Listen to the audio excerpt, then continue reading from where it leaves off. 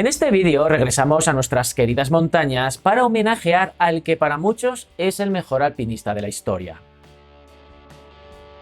Aunque siempre hay un componente de subjetividad discutible, hay bastante consenso en considerar al italiano Reinhold Messner como el más grande montañero de todos los tiempos. Y es que Messner no solo tiene uno de los mejores currículums de cimas alcanzadas, también es uno de los escaladores más influyentes de la historia, ya que fue de los pioneros que dictaron las normas de lo que debía ser el alpinismo moderno. Ajustaros bien los crampones y no uséis botellas de oxígeno. Vamos a conocer por qué Reinhold Messner es el mejor montañero de la historia.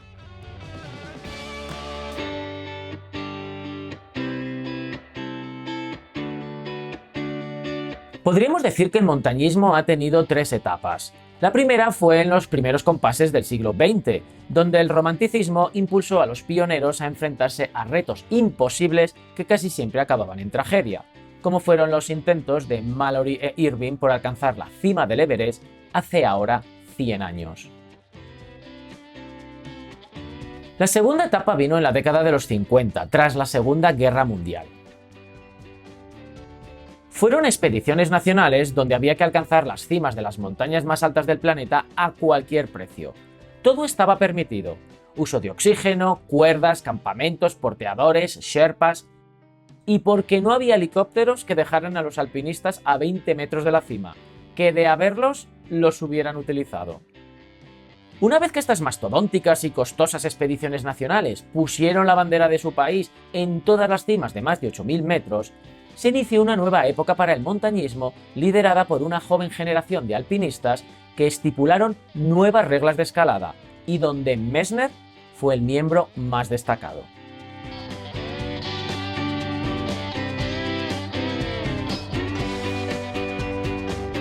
Reinhold Messner nació en el año 1944 en el norte de Italia, en pleno corazón de los Dolomitas, por lo que estaba predestinado a ser montañero, y formó parte de una generación que entendía el alpinismo como una lucha entre el ser humano y la naturaleza, con una actitud mucho más respetuosa y ecologista que la de sus predecesores.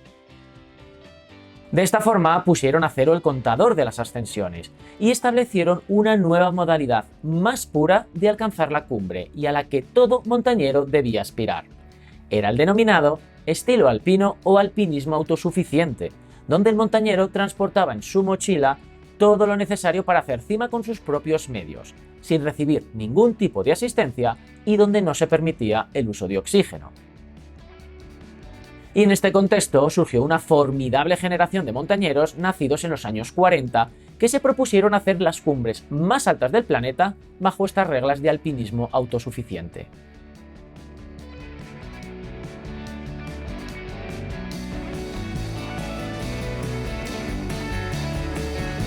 Una de las razones por las cuales Messner es considerado el mejor alpinista de la historia es por su currículum. Ostenta varios récords de hacer las primeras ascensiones a las montañas más altas sin ayuda de oxígeno, dando como resultado ser la primera persona en ascender las 14 cumbres de más de 8.000 metros, logro que consiguió entre los años 1970 y 1986. Al año siguiente, en 1987, su gran rival deportivo, el polaco Jerzy Kukuczka, se convierte en el segundo hombre en lograr los 14 8000, pero necesitó oxígeno para alcanzar la cima del Everest. 9 años después que Messner, el suizo Erhard Loretan se convierte en el tercer hombre en conseguir el pleno de 8000 y el segundo sin ayuda de oxígeno.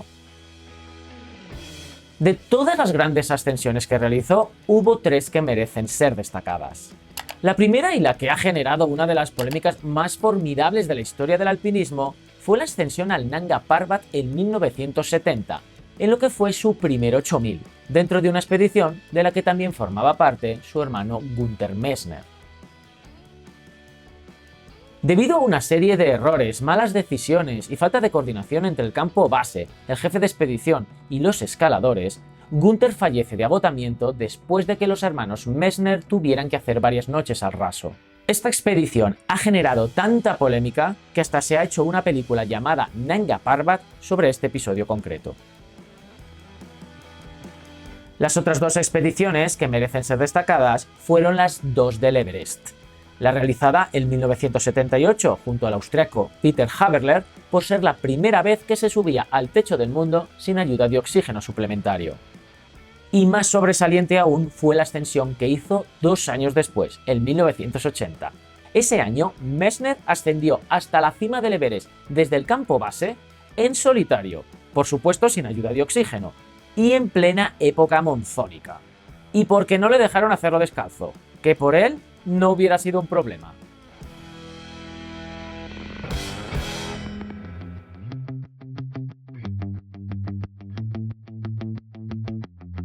Ser el primer hombre en hacer los 14.8000 ha dejado en segundo plano otros logros conseguidos, como por ejemplo ser la primera persona en lograr las Seven Summit sin ayuda de oxígeno. Esto es, las 7 cumbres más altas de cada continente. En la lógica de las Seven Summit, América son 2 continentes y el séptimo es la Antártida. Muy poca gente sabe que Reinhold Messner tiene 2 récords muy importantes de travesía polar, ya que fue el primero en atravesar de norte a sur Groenlandia y la Antártida sin ayuda de trineos tirados por perros, motos de nieve o cualquier sistema de tracción no humana. Entre 1989 y 1990, junto al explorador alemán Albert Fuchs, cruzó caminando los 2.800 kilómetros de la Antártida, pasando por el polo sur geográfico, tirando de un trineo con todo lo necesario para completar la travesía sin ayuda externa.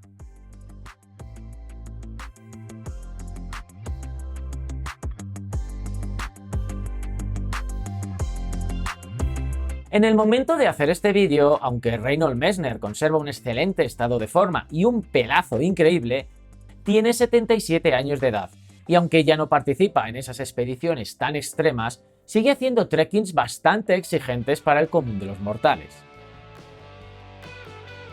Pero en lo que más ocupa su tiempo es en el activismo en favor de la preservación de las montañas y el medio ambiente. De hecho, fue eurodiputado italiano por el Partido de los Verdes entre los años 1999 y 2004. Que conociendo un poco a Messner, sospecho que esos años pisando moqueta con traje en Bruselas rodeado de burócratas no fueron los más felices de su vida. Otro de los grandes proyectos en los que ha puesto el alma es el MMM, los Museos de las Montañas de Messner, que son 6 museos ubicados en diferentes localizaciones del norte de Italia, pensados para educar a los visitantes sobre la relación del ser humano con las montañas y la protección del medio ambiente. Como veis, Messner es toda una celebridad y su legado es enorme. Hay mucha obra documental y bibliográfica de su trayectoria vital. De hecho, él mismo ha escrito muchos libros sobre montañismo, ecología y de su propia vida. Si queréis conocer mejor a este gigante, os recomiendo el libro autobiográfico Mi vida al límite, de la editorial Desnivel, cuyo enlace tenéis en la descripción del vídeo. Y ahora os dejo hablar a vosotros. ¿Qué otros alpinistas deberían acompañar a Messner en el podium de los 3 más grandes montañeros de la historia? Espero vuestras respuestas en los comentarios.